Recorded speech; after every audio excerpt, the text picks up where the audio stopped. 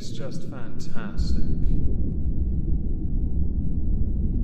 Captain's Log, Subdates 210713.2. I have sentenced all Minecraft YouTubers and streamers to life on Titan. You are all welcome. They will spend the rest of their lives mining obsidian with wooden picks, and their evenings getting anally blasted by creepers. Welcome everyone to the Halls of Injustice. Today we have inmate number 081, Anisah Ahmed, who was at one point, before being disbarred, a rather successful lawyer in Oxford. The story we're about to go through does bring back the quote many of you will have heard from The Morning Bride: "Heaven has no rage, like love to hatred turned, nor hell a fury like a woman's scorn," which is usually paraphrased as "hell hath no fury like a woman scorned." You're going to understand why. However, with this quote, there is a level of escalation. At one point, I actually thought she had a reasonable position to stand on, and then she decided, no fam, I'm going to take this to a new level. This particular story takes place in 2014, when after dating a man called Iqbal Mohammed, who she had met after he appeared on a BBC show called The Barristers, for 6 months of dating she found out he was in fact married. And this did not impress her in the slightest. Did she have a reasonable position then? Yes. A leg to stand on, a reason to be annoyed because she was head over heels with him. Not so much with her ex, who also features in this story.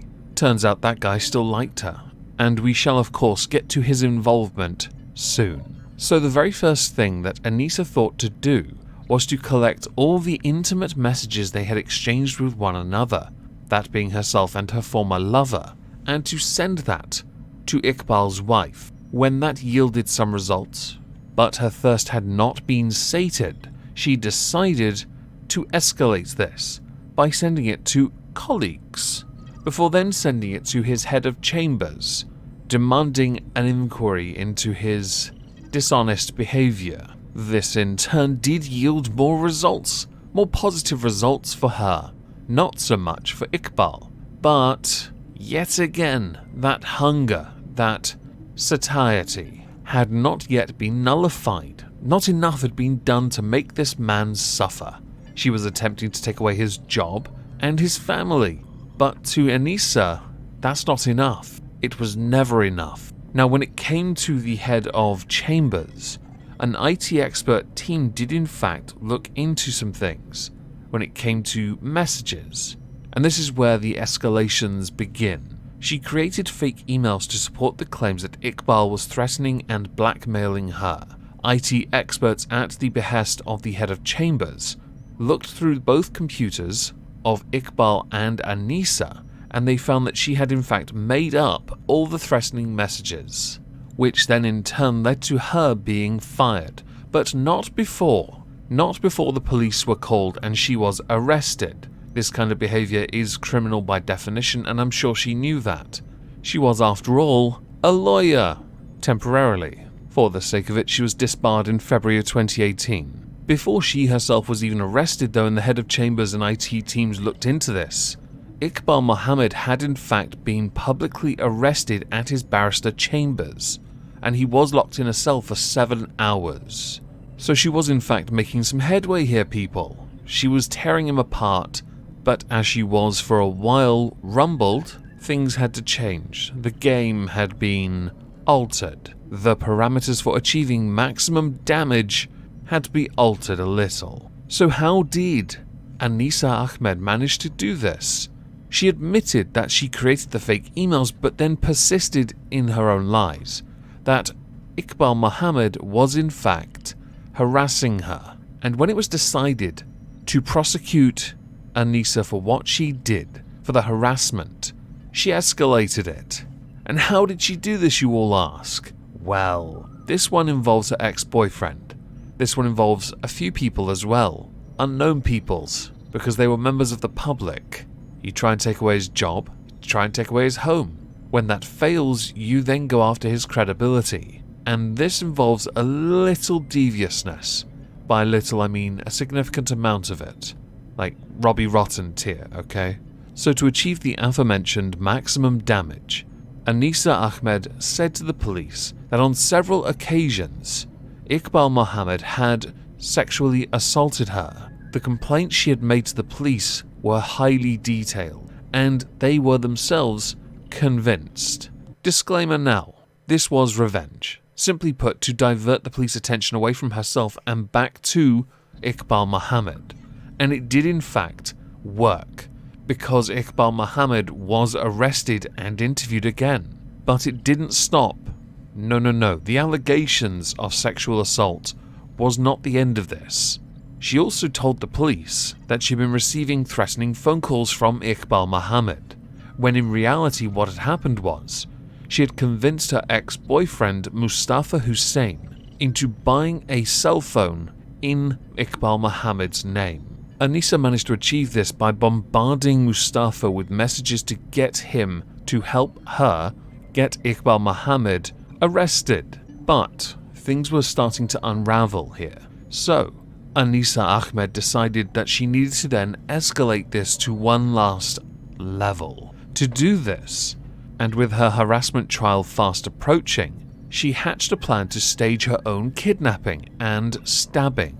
So to do this, Anisah spoke to her ex-boyfriend Mustafa and said that if he would not stab her, then she would have to stab herself, being quoted as saying, "This is the only way out of this, do it for love." On the 2nd of July 2015, the police received an emergency call to attend a seriously injured woman in a car parked on the side of the road, with a horrific wound to her thigh. This woman was Anisah, and she did give a detailed account of what had happened, saying that she had been stopped by another car, ordered to get out of it, whereupon she was stabbed in the leg by a man, and she deliberately used Iqbal Mohammed, the ex-lover's name, accusing him of kidnapping her and slashing her leg. She was also persuading people around this time to message her, pretending to be accomplices to the kidnap and stabbing, sending her letters, threatening her and warning her to withdraw her statements. There was even a letter sent from someone confessing to have stabbed her on the instructions of Iqbal. In a last attempt to try and get Iqbal Mohammed put down, Anisah Ahmed managed to convince Mustafa Hussein to deliver a threatening letter to her home, but the police intercepted him and he failed to convince them that he was doing it on Iqbal Mohammed's instructions.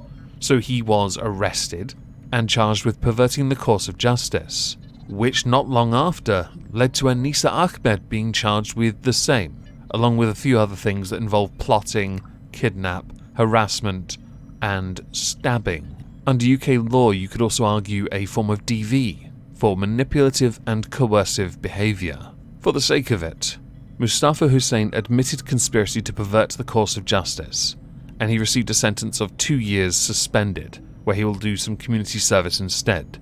I wanted to raise and dismiss that one because I want to focus on Anisah now. Her defense counsel had said that she was just a few days away from her 34th birthday. She is a clearly manipulative woman. She has an inability to cope with rejection and feelings of betrayal, but it is likely this behavior is a coping mechanism as a result of her diagnosis of emotionally unstable personality disorder. Her being jilted during the course of her relationship with Iqbal was a trigger. It was very much like the young child who cried wolf. She is now a woman who is driven to concoct false allegations of rape, and has been found out. She has made herself vulnerable to future abuse. Also saying that she has lost her career, she approached her studies fastidiously and meticulously. They lived in a family home. Her books for a significant period of time had simply invaded the dining room table. They stayed there while she studied a career in law. A career that I think we can all agree is now officially dead. Congratulations.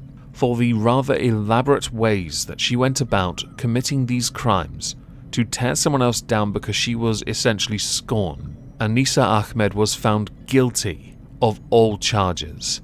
And with that came a rather interesting sentence. Inmate 081 Anisah Ahmed, given a discretionary life sentence with a minimum term of 4 years, 6 months and 10 days. According to a quick Google search, a discretionary life sentence is a life sentence given to an offender in respect of an offence which life imprisonment is available but not fixed by law. You can come into your cell now. This is where you belong. Because my sentence is life. You don't need discretionary, you can stay here, don't worry. Taxpayers don't even have to pay for this, because I use replicators to make everything. I am going to link a number of sources down below. If you're interested in this story, please do check it out. It is fascinating. As we're done, I'd like to know what you all think. Please do let me know in the comments down below, and please consider smashing the like. If I don't see you on Twitch tonight, because I'm going to be there for murder fun time, I hope you all have a fantastic day, and thank you all very much for listening.